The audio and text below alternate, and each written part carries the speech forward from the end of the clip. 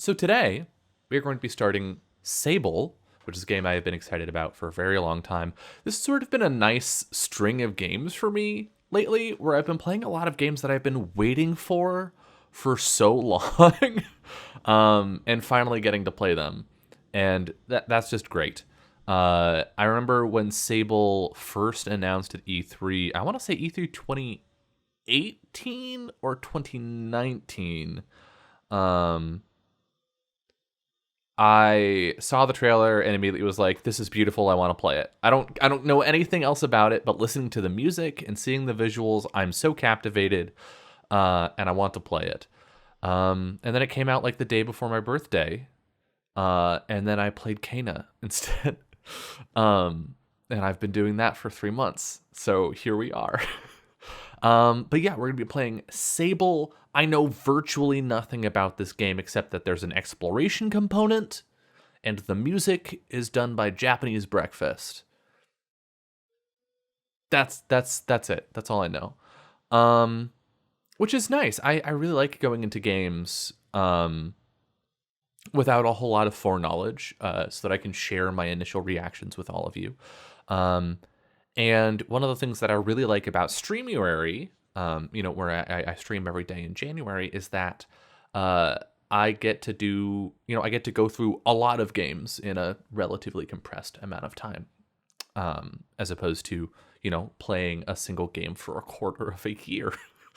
um, as much as I, often love games that I play on the channel. And I typically just don't play games that I don't like anymore.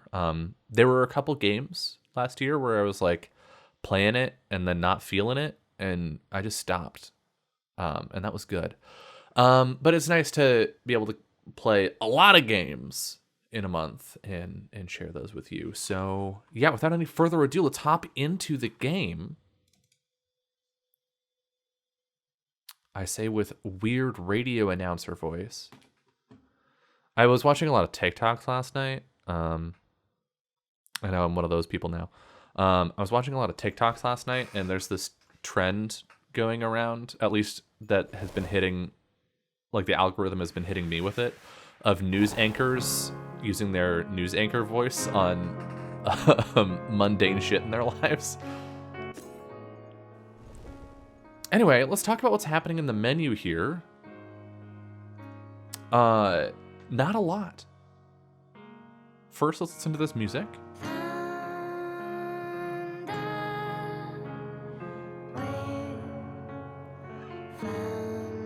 It's nice, right? It's soft. It's acoustic. Got that reverb on the vocals to help give a sense of space. But really all we're seeing here is a blank white screen. I mean, it's technically off-white. If I turn my overlay back on, you'll see this edge of my camera frame is pure white. So it's an off-white. It's sort of a warm white, which, what we do know, if you've seen the cover of this game, if you've seen the Steam page or something, you know it takes place in a desert, so that warmth makes sense. What else is going on here? I remember I was talking, what game was it? Sea of Solitude, I think. Or maybe it was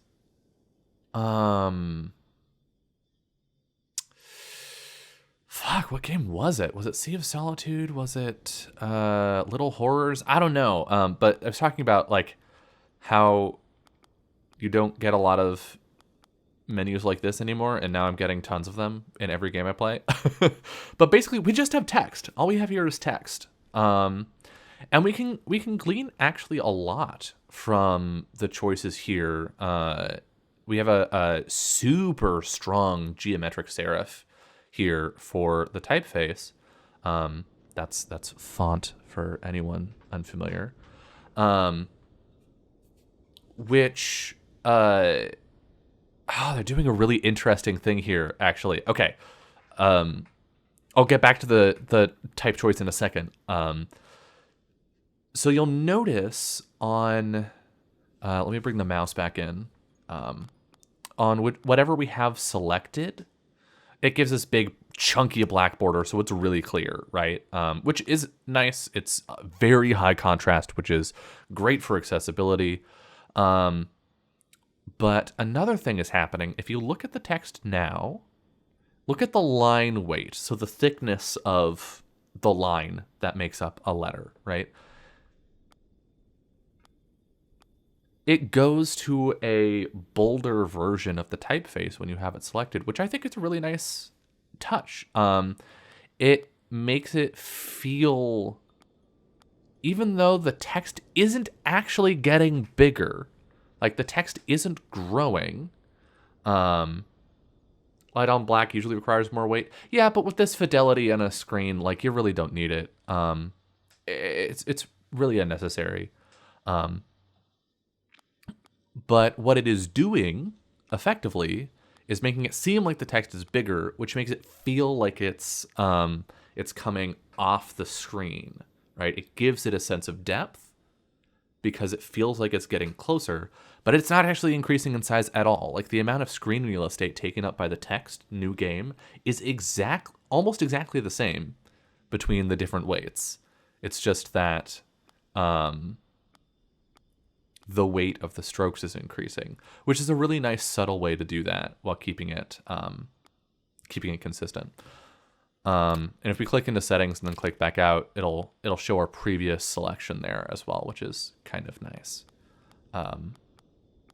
so that we don't get lost. If this UI strategy is kept throughout the game, that's going to be great. Interesting mix of Bauhaus-y design elements and hello, this is an old artifact signposting. Yeah, so geometric sans is sort of shorthand for sci-fi at this point. But this particular one with the super triangular, like pointy strokes, instead of having them truncated, having them cut off into a flat horizontal, is a classic thing. God, I wish I was up on my type classification as I was several years ago, because I could probably identify this, but I'm not going to try and guess because I don't want to be wrong publicly on the internet. But it's not a thing you see a whole lot anymore. It's a very, like 1980s sans serif kind of deal, and not 80s as in like classic 80s synth wavy whatever, not in that sense, but in the sense of corporate type. It has a sense of being establishment, right? It feels official, but it feels old, right? This doesn't feel contemporary. This is not a contemporary type choice. Some of the things that they're doing with it is good contemporary stuff. But that helps reinforce the age that we are seeing in the logo of the game itself up here, where the text is roughened up along the edges and given some texture within the strokes of the text itself. And that's really all we can say about it at this point. Which this symbol as well, this symbol here, could signify a couple things. The symmetry gives me sort of wings vibes, but also this stepped and like triangular motion gives me pyramid vibes, which also could be my knowledge that this takes place in a desert sort of factoring into that. We could also be getting this like pyramid up to a sun kind of dealio. I'm not really sure. It's not clear, right? It's not a very specific symbolic representation. But it's also giving me a moment to sort of like start falling into the aesthetic of the game. And I'm expecting that this design language, this visual aesthetic language, will be continued throughout the game. That's my anticipation. And this sort of sets me up for it, right? Putting it right there in the logo, right here in the main menu, is acclimating me to it a little bit. so that as we see it more, this will become sort of a stronger and stronger mark for us. And then, of course, the text itself is bounded by these two squares on either side, and then this one down below. Also, hello, Lynn. Something lines carved in stone. It does have that feel, yeah. Although, interestingly, this texture treatment on the text, the roughened edges and interior, is actually more reminiscent of paint or ink on wood or canvas, and less on stone. But yeah, this definitely has a very woodblock prints. Yeah. That kind of vibe, which again is old print technique. All of this together, even though this is very clean geometry, the fact that it's using a style of geometric sans that is more associated with older stuff, like old New York,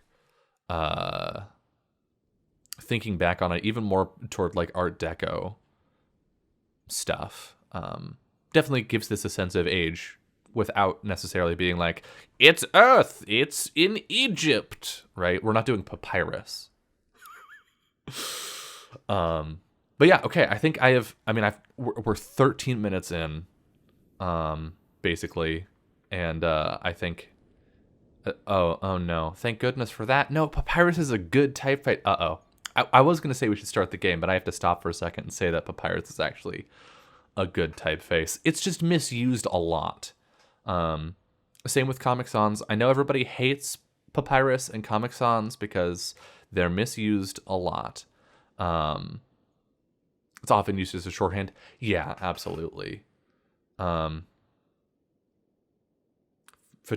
and Urbar from 1927 and 1926, respectively. Yeah, Futura is some old-ass shit. I did one of my typography projects in college on Futura. It was okay.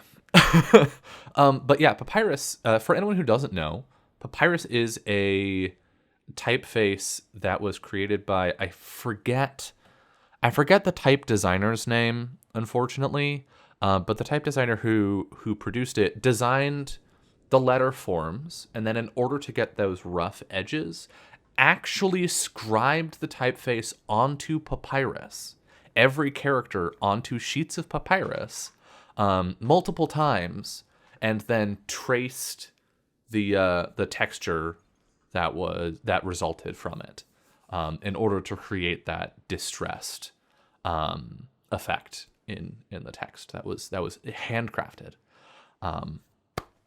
So yeah, fun fact. Okay, let's start the game. Empty save file. I put my camera on the right because it was the empty part of the menu when I was loading it into OBS, and now there's shit over here. The camera may move, we'll see.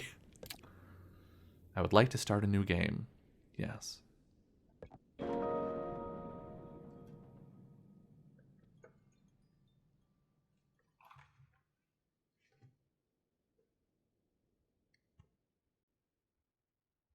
Loading. Shedworks.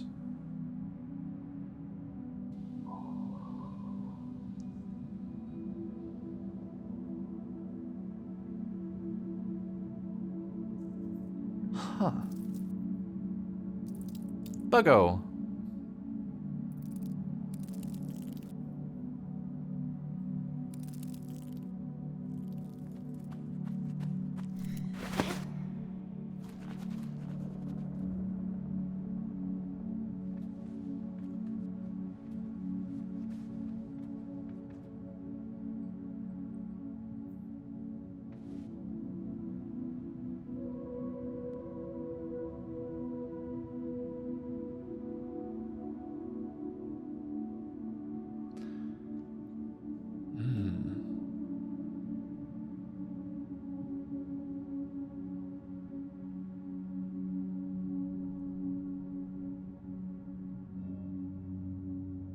Is it game time? No. Yes?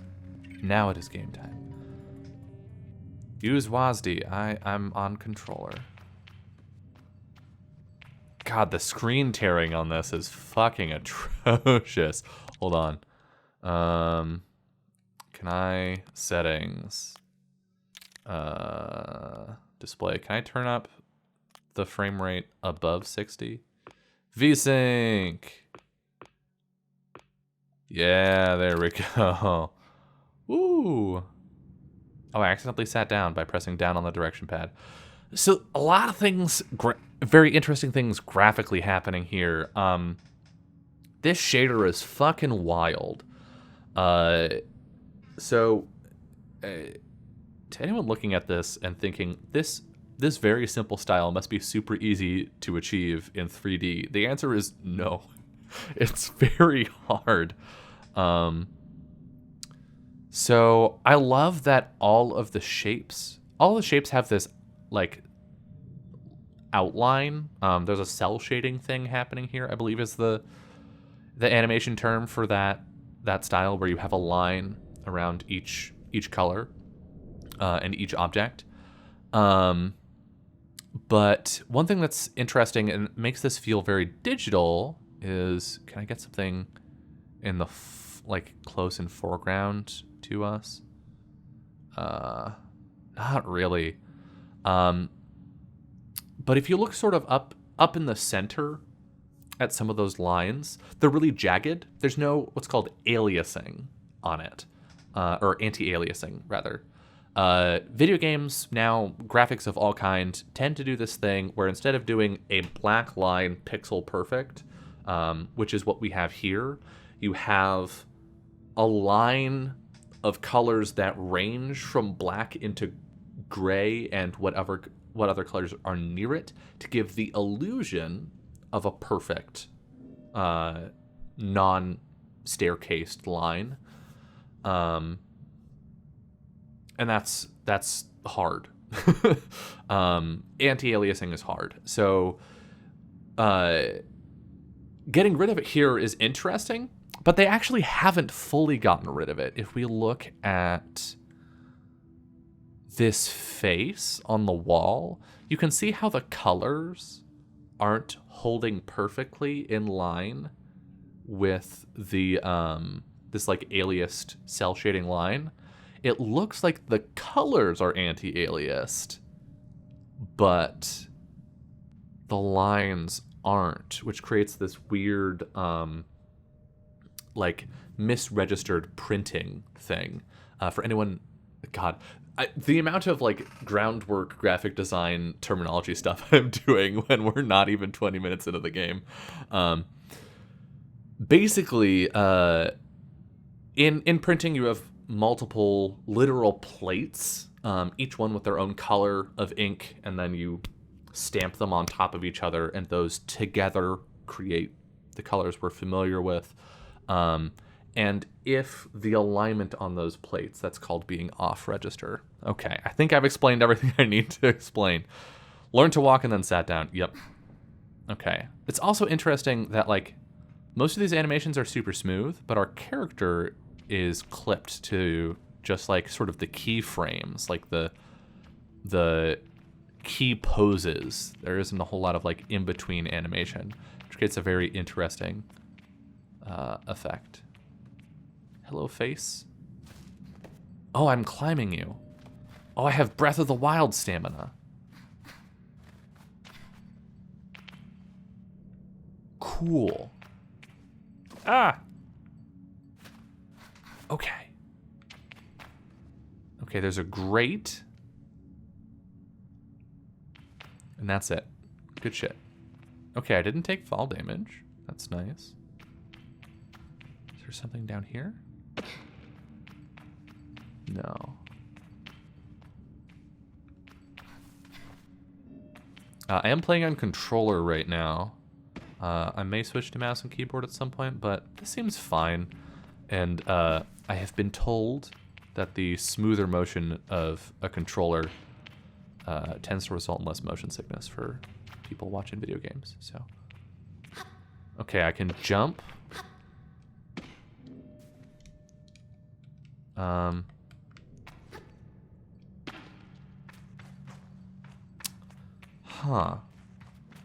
Okay, so I sat down in front of it.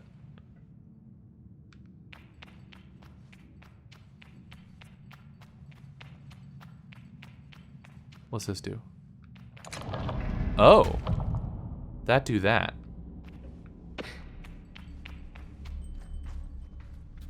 Jump. Okay. You're gonna teach me to climb? Yeah. Good shit.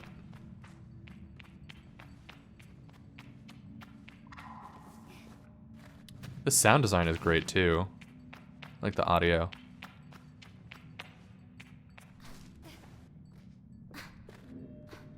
The camera is a little snappy. Okay, we can crouch.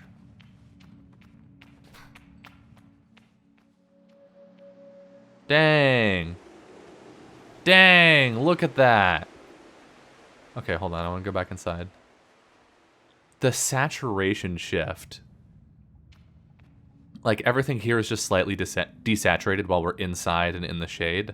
And then stepping outside, the saturation boosts. Everything's more vibrant and colorful. Wow. I hope this is coming through well on the stream, too. I hope the bitrate is high enough for that. Because there is... I mean, there's a lot of flat color here, but there's also a lot of fiddly detail. So hopefully it's not just turning into horrible compressed snow. Oh, and this is the, like, closed door that we were behind before. Okay. And we've been told that our character's name is Sable. So, there we go. We have the title of the game. It's us. Fall damage? Doesn't look like it. Hold down B to sprint. Okay, so... Breath of the Wild mechanics so far. Easy peasy. Ibex camp. So interesting that there are two colors for each object. There's lit and there's in shadow, and that's it. I guess Sable. No, even with our character, there's lit with direct light and in shadow. So like this grass or this plant or whatever it is, we have to get its shape from seeing it in motion, which is interesting.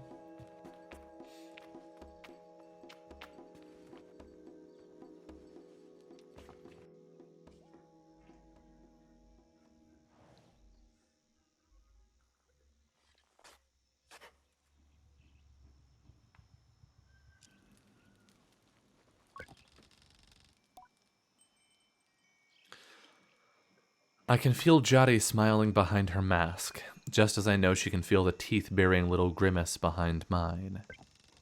I'm nervous, and she's softly, sweetly amused. In her eyes, I probably have very little to worry about. You know you have nothing to worry about, don't you, Sable?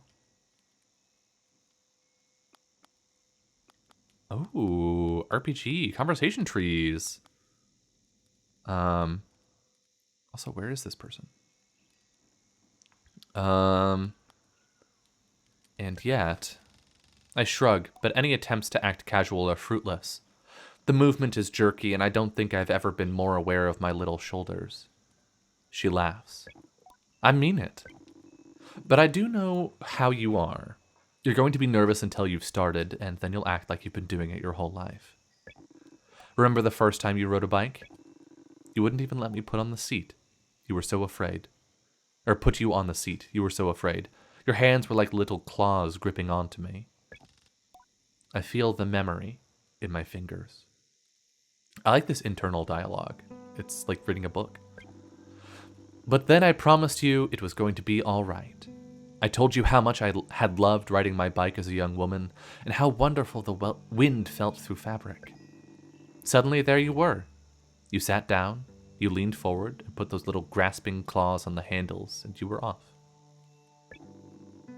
And I remember thinking, just watching you tear over the sand. Look at her. She can do whatever she wants. Jotty reaches out and places a hand on the edge of my mask. And you can, Sable. Oh, there she is. I could rotate the camera this whole time. I take a breath.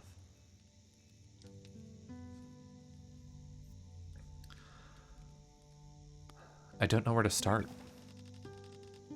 Jotty's story warms me, but I feel too overwhelmed to let it settle. I tell her with a sigh that I don't know where to begin. She chuckles. Well, I can help with that. You'll talk to Hilal and Driss. Driss should already have made the arrangements for your bike, and Hilal will share something, well, let's say as useful as it is fun.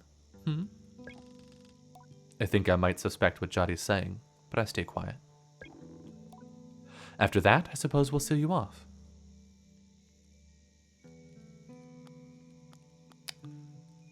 What if I choose the wrong path? I ask Jotty what will become of me if I choose the wrong path. There are no wrong paths, Sable, or right ones. I'll be glad if you choose to stay with the Ibexi, but truth be told, I'll be glad no matter what, so long as you are happy. Whatever you decide, you do so with my blessing. So don't try using me as an excuse to come home early, eh? She knows me. Now go speak with Hilal. I'll be there to see you off. And speak to Driss as well. I've told him to arrange your bike with Sizzo, but you know how he is. I have something to give you. A compass to help you on your journey. It's the same one I used on my gliding. An artifact, you might say. I take the device in my palm. It fits naturally there, perfectly weighted and crafted. Each component slides together with incredible, satisfying precision. Thank you. Go on, go on. It's nearly time. Ooh. Compass. I need to complete tasks for Hilal and Driss. Cool. So north is that way. There's a thing in the top right and the bottom right, and then time. It's 23 moon. And then I'm assuming Hilal is this way and Driss is that way, is what those symbols are. Also, we get smooth lighting here. That's fun.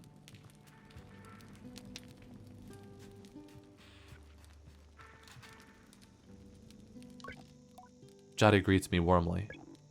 Hello, little glider. It's so strange getting called that. I tell Jotty how strange it is being called glider instead of Sable or even clan child. Just trying to get you used to it. She seems to really like it, and maybe I like it too. My little glider. Can I talk to you again? Jotty greets me warmly. What was your gliding like? I asked Jotty about her gliding. Tell you what, I'll tell you when you get back. I cross my arms in protest. Pout all you want, I don't want to spoil any surprises. She lowers her voice to a whisper. But I did meet some crystal farmers once. Crystal farmers? And that's all I'll say about that. You should get going. Postbox, logging in. Hello, Sable. Unread messages, 0. Have a good day. Okay. It's a cute little camp. With a big-ass tower. I want to just explore everything, but I'm going to go talk to these people.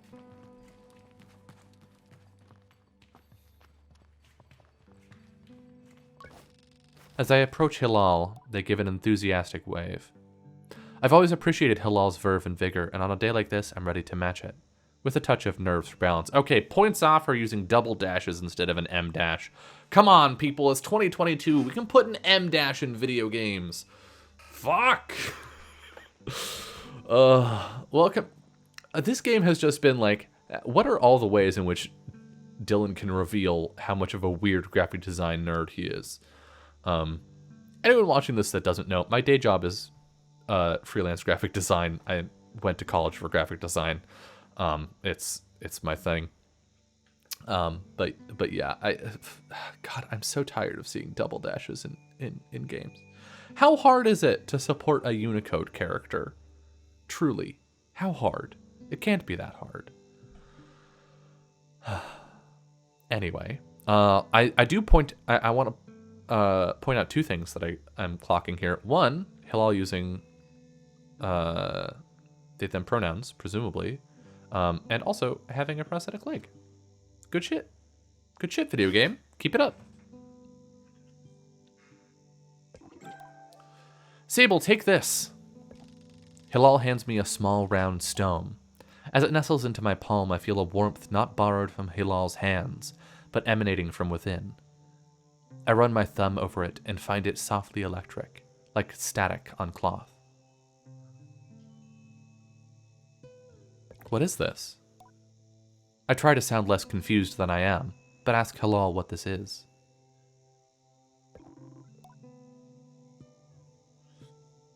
Oh, Sable, you can't leave without it. What I've just given you is a gliding stone. What do you feel? I tell Hilal that I feel connectedness, fuzziness, electricity. Then you're doing it right. What you feel in that stone is openness. I look at the stone. It seems quite closed. Gliding stones are vessels for the perpetual. They suck up its power like little sponges and hold it there for you to channel. Right now it's empty, or dormant, and waiting for you to fill it up. I ask how I can do this. Take it to the temple ruins at the edge of the canyon. You'll be able to activate it there. Hilal claps their hands twice and bobs a little. I appreciate their good mood at a time like this. Come back to me once that's done. I want to hear all about it. As I'm about to leave, Hilal stops me. Oh, you haven't gotten your bike yet, have you? It's a bit of a trek to the temple, so go see Driss. He was meant to get that ready for you, yes? I remember Jotty's words now, and tell Hilal I'll go and see Driss. Quest started. Whispering Stones! Got a map. Quests. Ooh. Inventory. Ooh. Cool. A blank-looking mask worn by all children of the dunes. Most kids customize theirs for fun, but more traditional clans frown on that sort of self-expression. My old Ibexi top and hood. A hand-me-down from Yara. The scratchiness reminds me of home. Comfy sandals for exploring sandy places. Easy to get sand out, but not the best for climbing. Cute. You know, I might actually leave the camera off for this one.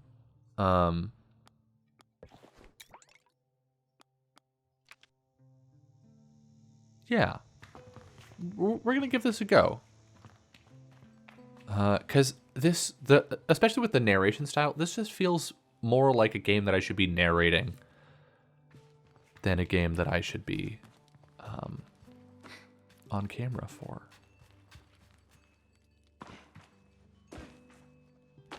So let's go talk to Driss. Yup. Ha!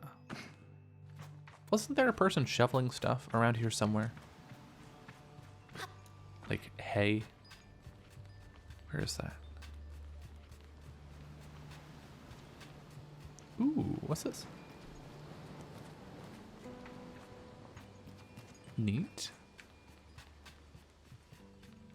I love the subtle wind chimes.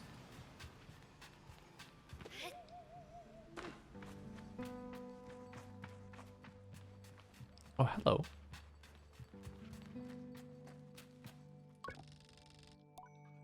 How is it that Saima? How is it that Saima manages to contain so much chaos and verve in so small a form? Even now, there's something troublesome being dreamed up behind that mask. I know it. Okay. Ooh. What's this? What's this?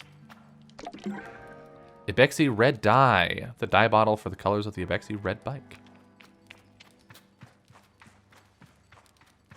I'm probably doing exploration that I'm supposed to do later. But whatever. Alright, looks like there's neon over there. It's like something red and glowing in the distance. Ah, over here. Here we go.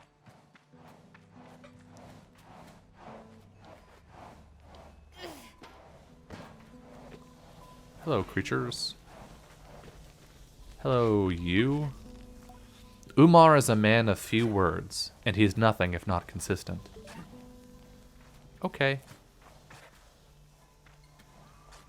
Good talk, Umar. Alright, let's talk to Driss. Let's actually do this.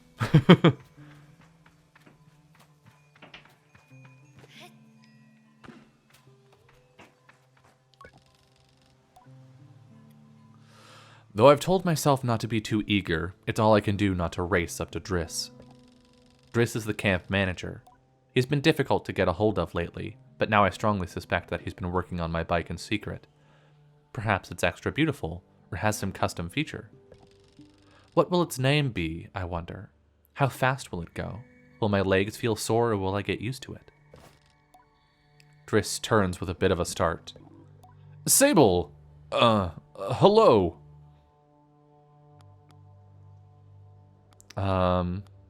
I was told you have something special for me. I tell Driss that I was told he had something for me. Something special? I nod very meaningfully, but he doesn't seem to get the hint. I make a leading gesture slowly, trying to be perfectly cool and confidential. But I can't do it. I'm too keen and the words spill out. I ask Driss if he might, sort of, possibly, maybe, have a bike for me. Your bike! He yells it like it's an idea he's just had. Your bike. Yes, of course. Right. Yes, your bike. That I prepared for you because today is your... Did you forget? In abject horror, I gently ask if he may have forgotten. What? What? I would never. It's obviously I have your bike. By which I mean I arranged it for you in a... Well, it's sort of a tutorial for you. A tutorial? Yes, exactly. A learning experience. You see, Sable, before one can own their own bike, they must prove they can ride a bike by taking a test ride on a different bike. I think about it and find I've never heard of that part of the gliding, but Driss does seem earnest. Sort of. So instead of worrying about your bike, I'd like you to try this bike as a test. Driss gestures to the sand cutter at his side. It's quite old and a little shabby. A tester if I've ever seen one. What's the bike's name? Driss seems scandalized. That's a bit personal, don't you think? Just sand cutter will do for now.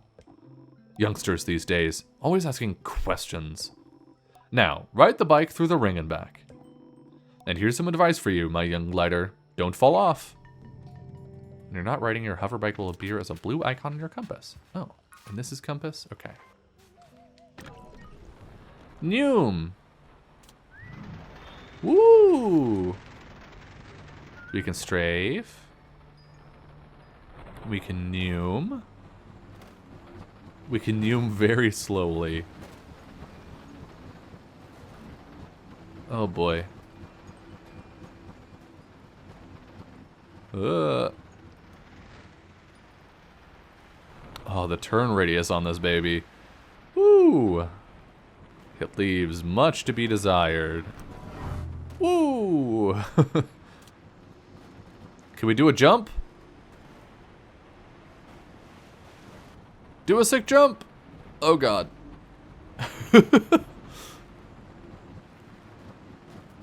This is, oof.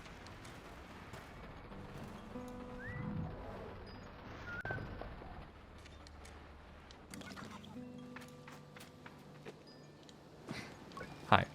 I return to Driss, who somehow manages to seem caught off guard despite knowing I was coming. Sable, congratulations! How was your first pre-glide ride? Any strange rattles, unexplained hissing, small fires? What do you mean fires? Surely you'd notice if you were on fire, even a little bit. Was that a possibility? Well, obviously it didn't happen, so I think we're fine. Driss, is this bike dangerous? Well. Alright, cheers, Ethan. Thanks for hanging out. He doesn't finish. Have you already been by Hilal? Am I not getting a bike? Well, you're getting the use of the sand cutter. That's something, eh? You can borrow it to run your little errands. My little errands. And Hilal's got something to show you, too. Help you out with more of that, mobility you're after. With my confidence in this exercise only lightly tarnished, I thank Driss very much for his help and his bike, and I depart for Hilal. Ridiculous. Yeet.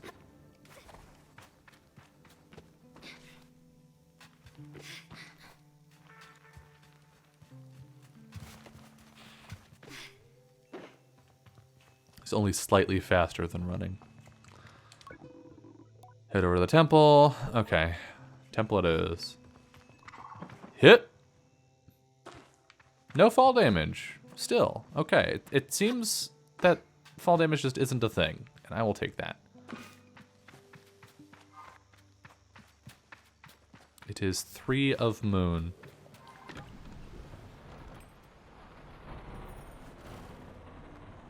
Where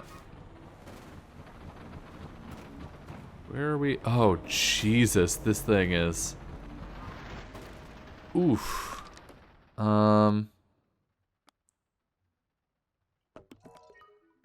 Whispering stones. Okay, I'm going the right way.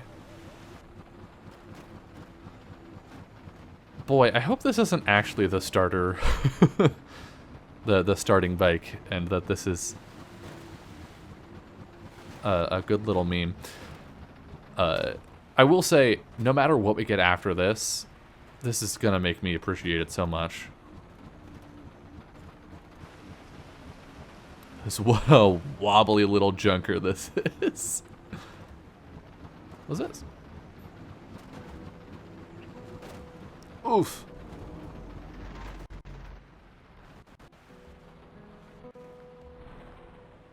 I'm assuming up there is where we need to get to.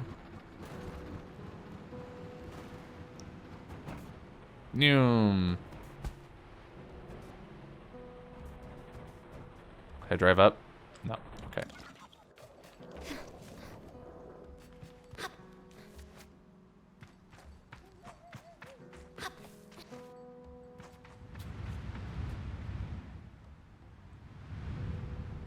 What is that noise? Is it just wind? I guess.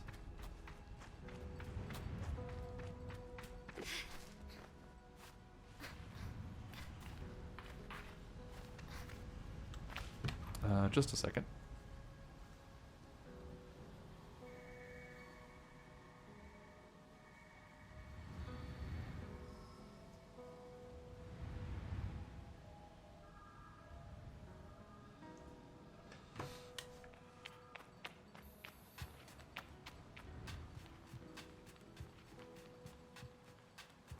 Yep.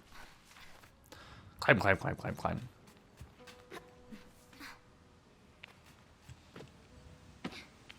This is a temple, huh? Oh, it's another one of those doors. What? In the Mothman? I guess? The temple to Mothman. Ooh. Interesting. This time, so out here it's kind of desaturated. Going into the dark, the saturation pumped up. Oh, fuck me. Well, we're here now, I guess.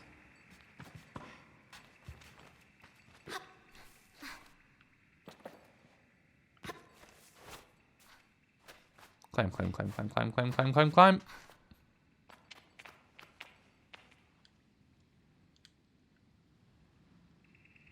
Oh, there's a ladder. I'm pressing the button for it. Oh. Huh. Interesting. I don't think I can climb that yet. Yeah, that's a bit high. Okay.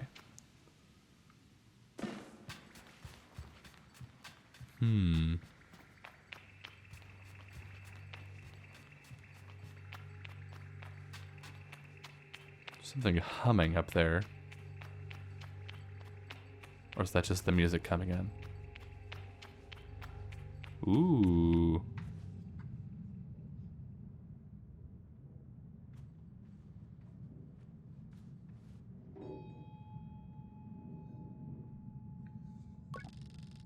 The stone thrums like the beat of a heart as I approach the altar. Am I afraid? Exhilarated? Or maybe it feels right? I'm ready for Rohana to know me. I am ready to know myself. I feel her curiosity in this sacred place. I know I am in her sight.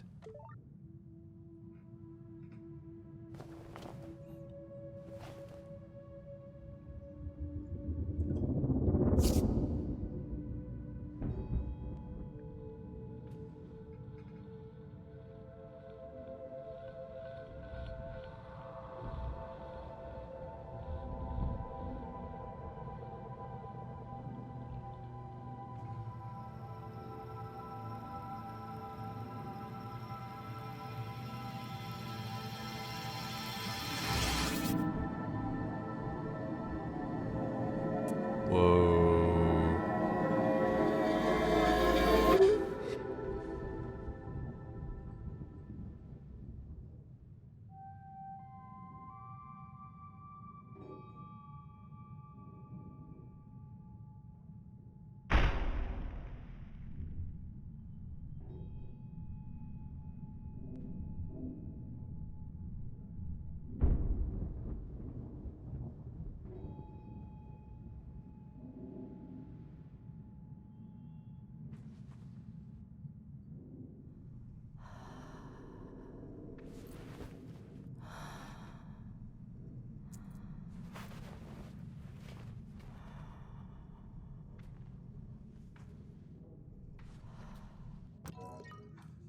Huh.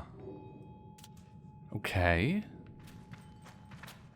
Ooh. Cool.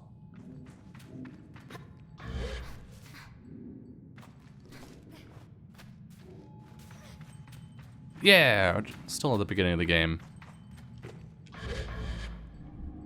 Yep, there we go. Cool. Ah, now we're up above.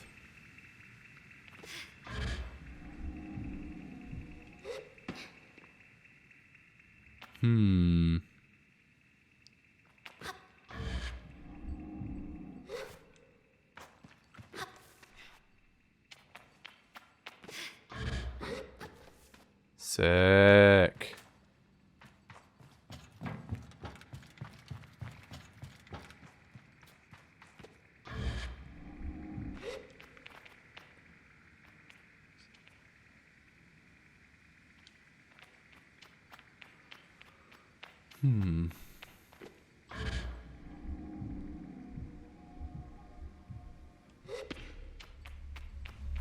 Hello, Mothman Booty.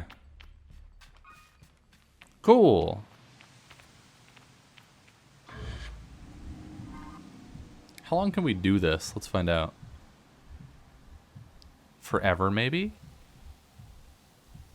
Seems like forever. Love those Breath of the Wild movement systems. Yeah,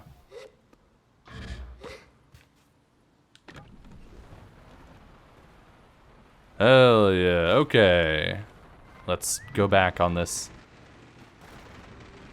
absolutely terrible vehicle.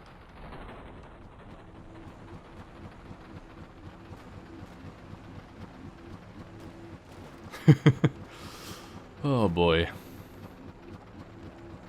Oh, there's a big old balloon thing over there I didn't see.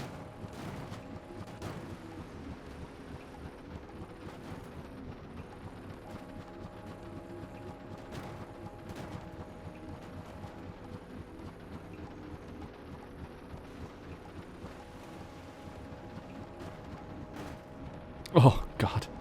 This thing is a disaster. Ugh. Ah. Fucking. Ooh.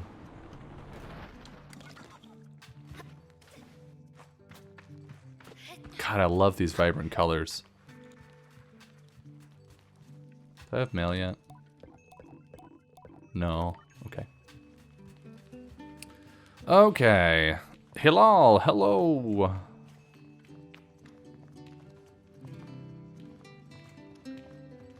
Hello? When I return to Hilal, it's clear they know what I've just experienced. They're excited on my behalf in a way that makes me miss them before I've even left. Looking at this game is hella cool. It's so cool.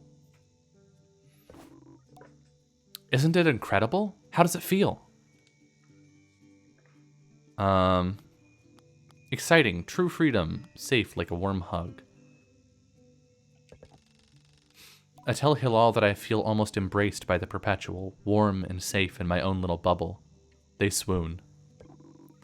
Oh, that's such a nice way of describing it. Hilal's mood doesn't darken, but the sigh they let out holds a bit of sorrow. You're very lucky, you know. I miss it so much. That feeling, just floating on the breeze. But I suppose it's best that it fades with age, Or else I might never have come back from my gliding. I'd just be out there heaving myself into chasms.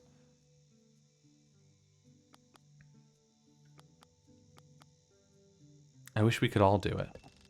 I tell Hilal I wish it was something we could keep perpetually. So do I, Sable. So do I. I know people manage to keep it up, but I don't know that I've got the time to practice as much as they do. It takes a really serious focus. Hilal laughs, even if there's a bit of regret in it. And I certainly haven't got that mood. Still, I suppose the gliding wouldn't mean much if it were all gains and no loss, I think about that, but decide that there is already too much loss in my mind to consider it much further. I'm saying goodbye to my clan, my family, my home, my childhood. To lose the perpetual is a sacrifice for another time. You're going to love it out there, Sable, even when you don't. My advice, try to have fun. There's a lot to be said about ritual and independence and all of that out there, but the world's an easier place if you put joy first. I thank Hilal for their advice, and for their help, and tell them I'll miss them. It'll be over before you know it. A warning and a reassurance, all in one. I say goodbye to Hilal. Before I go, Hilal gestures me toward the tower. It seems Sizzo wishes to see me before I leave the clan. Okay. Whee! Boing. Oh, hello. As she looks out across the landscape, Zeki's shoulders sag a little. I wonder what she's thinking about. Something on your mind? Zeki's voice is weakly incredulous. I don't know how she's done it. That's Ilaria over there. I follow her gaze to a little speck in the distance, which I now understand is her daughter, Ilaria. Where? Do you want me to get her back? Zeki shakes her head. No, she's fine, and I'll get her. I'm just... She shrugs. Parenting. I suppose I'll know more about that when I'm older. Is anyone down there? No. Does look like there might be someone up here, though.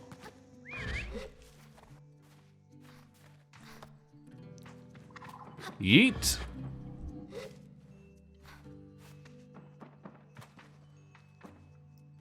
Hello.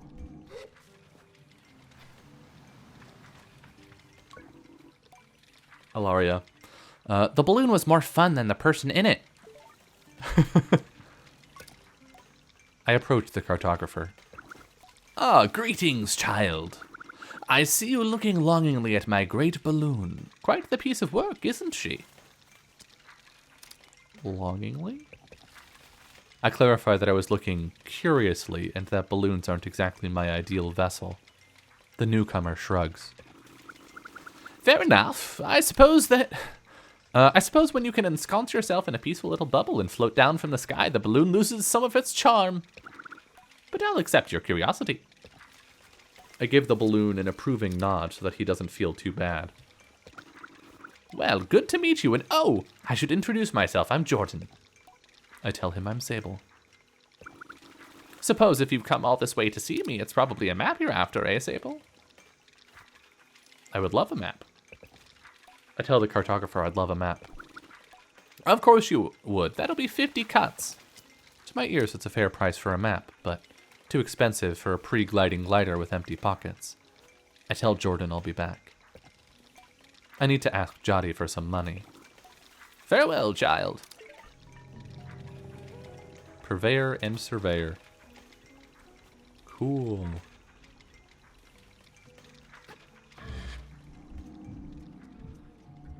This is so much fun. I get to play a video game and read a book at the same time.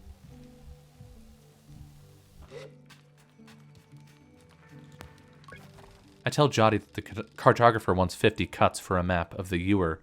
I try to hedge the way I speak about this, as I'm not entirely sure whether it's too much, not enough, or precisely its value. She tells me not to worry. Here's some money to get you going on your journey. Use it most wisely, and then a little unwisely when the mood strikes. It's good to know the value of money, but you never want to be ruled by it. I thank Jotty effusively and head out on my way. I love that. I love these people. I love the philosophy of the writers, like the mentality of the writers that is present in the writing of this game is pleasant.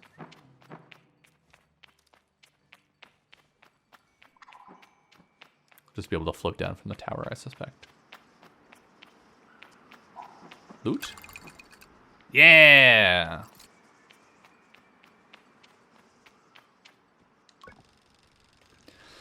Sizzo is an outclanner to the Abexi, but I've known her for nearly as long as I can recall, and think of her more as a kind of distant relation than any sort of outsider. Machinists, I'm told, are given their posts, and by their training and their code must go to where they are needed. But Sizzo has been among us so long that it's easy to forget it's an assignment first and foremost. As far as any of us are concerned, she is one of us. I think there is a perception among the other clans that the Abexi are quite insular, or that our designation of Abexi versus outclanners suggests some nervous othering of those who are unlike us. But in practice, such things are more the result of our nomadic nature. We seek to know who will travel with us, and who we must leave behind, but all are welcome to join. That's fucking beautiful. And I'm always pleased that Sizzo did. Sable, how do you do, clan child? I can only think of one thing. Better now that I'm getting a bike. Excited for my bike. A bit worried. Am I really getting a bike? Sizzo has a throaty quality to her voice, and it rumbles through her mask when she laughs. She's quite a serious person most days, and I'm always torn between pride and alarm when I manage to make her chuckle. Yes, Jotty told me how excited you were. Sizzo sniffs. She also told me Driss would be coming along to get your bike together, but I think he may have... I knew it. What? I hadn't meant to say that out loud, so I tell her I was just clearing my throat. I don't begrudge Driss his forgetfulness. Were I tasked with so many odds and ends, I might be just as scattered. And besides, this will be good for you. I want you to scavenge the hoverbike parts yourself. I'm going to make my own hoverbike? I ask Sizzo if I'm expected to make my own hover bike. No, you're not going to make your hover bike. You are going to build your own hover bike. What's the difference? To make suggests you are creating something, but your bike already exists. They simply haven't taken form yet. Here, take this. Sizzo hands me something. This is a navigator. You can use it to mark waypoints on your compass. It should be useful in finding the old parts. I asked Sizzo where I might start looking. Our bikes are reborn in the ruined ships, in fragments spread apart. A good start would be the ship down there near the camp. You'll find another up on that great rock, near the other side of the canyon. And another beyond the old dam on the hill. Use your navigator to mark that down if you need. You'll need to gather a control panel, a power supply, and a calibrator.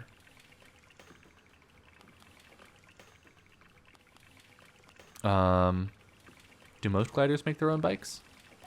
I asked Sizzo if most gliders really make their own bikes. Only the lucky ones. I tell Sizzo I'll see her soon, and head off in search of components. Together we will create something new out of the old. Hell yeah! Navigator. Press RB to use the navigator to mark interesting landmarks to appear on your compass. You can also add and remove markers from the map screen. Try placing a marker on the ships Sizzo pointed out to you.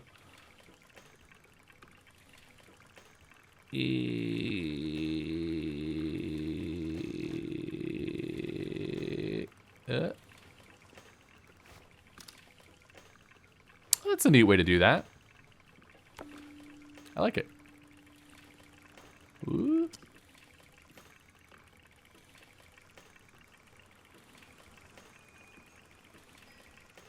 Golly, that is far.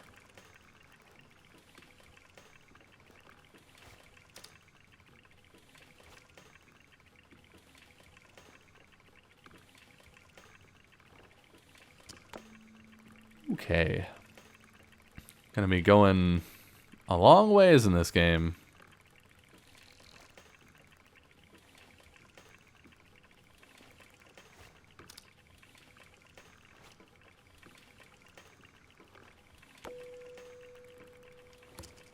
Cool. Okay, let's get this map. Float, float, float, float, float, float, float, float, float.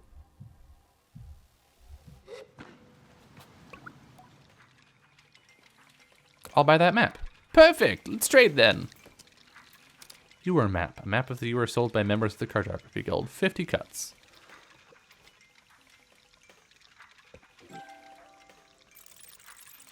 Cool. Ask Jordan for the Ewer map and all its vast possibilities. Something about this makes it feel more real. Good luck on your gliding, Sable. I still remember mine. I ask how it was. Short. I knew since I was a boy that cartography was for me, but I spent a little extra time out there just to enjoy the world. Speaking of, keep an eye on the skies, eh? Plenty of my colleagues out there, and they'll have more maps to sell you, from Hakoa to the Sodak Waste. I thank Jordan for the tip, and say goodbye. Farewell, child. Hell yeah. Can I go inside? No. Can I climb this? No. All right. We're going to take a break here and be back next time.